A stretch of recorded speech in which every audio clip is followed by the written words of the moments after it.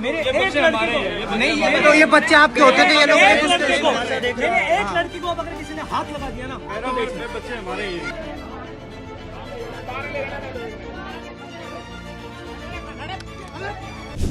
इन बच्चों की आवाज को राजनीति के चश्मे से मत देखिए, इसे एक बच्चे के उस अधिकार की तरह देखिए जो सिर्फ इतना चाहता है कि वो डर के बिना स्कूल जा सके।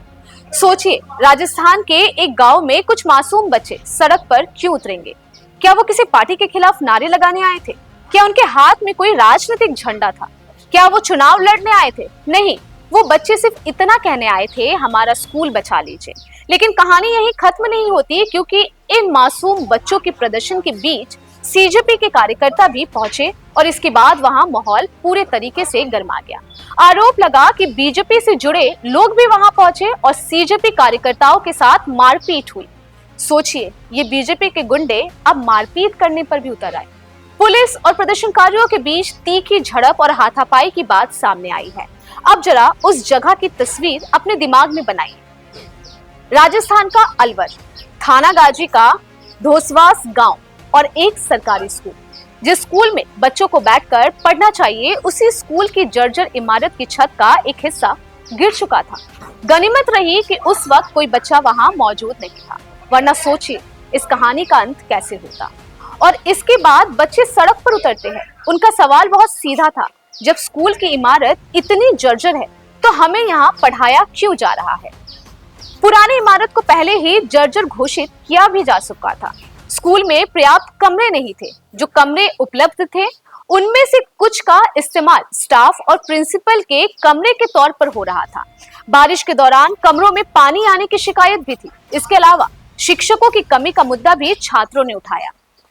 अब आप खुद सोचिए, एक बच्चा स्कूल में क्या मांग सकता है? किताब, अच्छा शिक्षक, बैठने के लिए कमरा, पीने का पानी, एक सुरक्षित छत, यही तो मांग थी। और इसी बीच सीजेपी के सह संयोजक आशुतोष रांका वहां पहुंचते हैं। प्रदर्शन के दौरान रांका और पुलिस अधिकारी के बीच तीखी बहस होती है।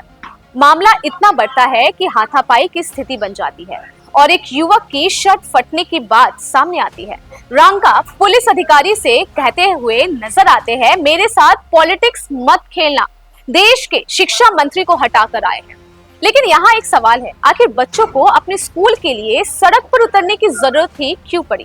क्या किसी बच्चे को ये सोचकर स्कूल जाना चाहिए कि पता नहीं आज छत गिरेगी या नहीं? क्या किसी माँ बाप को अपने बच्चे को स्कूल भेजते वक्त ये डर होना चाहिए कि बच्चा वापस सुरक्षित आएगा या नहीं? और अगर जवाब है नहीं, तो फिर इस सवाल का जवाब कौन देगा? सरकार, प्रशासन, शिक्षा विभाग, कौन?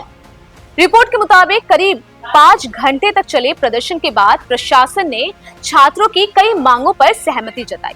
जर्जर इमारत को हटाने, नए स्कूल भवन के निर्माण, शिक्षकों की कमी दूर करने, मौजूदा कमरों की मरम्मत, सड़क के पुल की मरम्मत और खेल का मैदान उपलब्ध कराने जैसी मांगों पर आश्वासन दिया गया। और इस कहानी में एक और दिलचस्प बात है। इन स्टूडेंट्स ने बताया कि उन्होंने जंतर मंतर पर हुए सीजेपी के प्रदर्शनों को देखा था और उन्हीं से उन्हें अपने अधिकारों के लिए आवाज उठाने की प्रेरणा मिली। यानी जंतर मंतर पर उठी आवाज राजस्थान के एक छोटे से गांव तक पहुंची और शायद यही किसी आंदोलन की असली ताकत होती है। एक जगह उठी आवाज दूसरी जगह किसी और को बोलने की हिम्मत दे दे।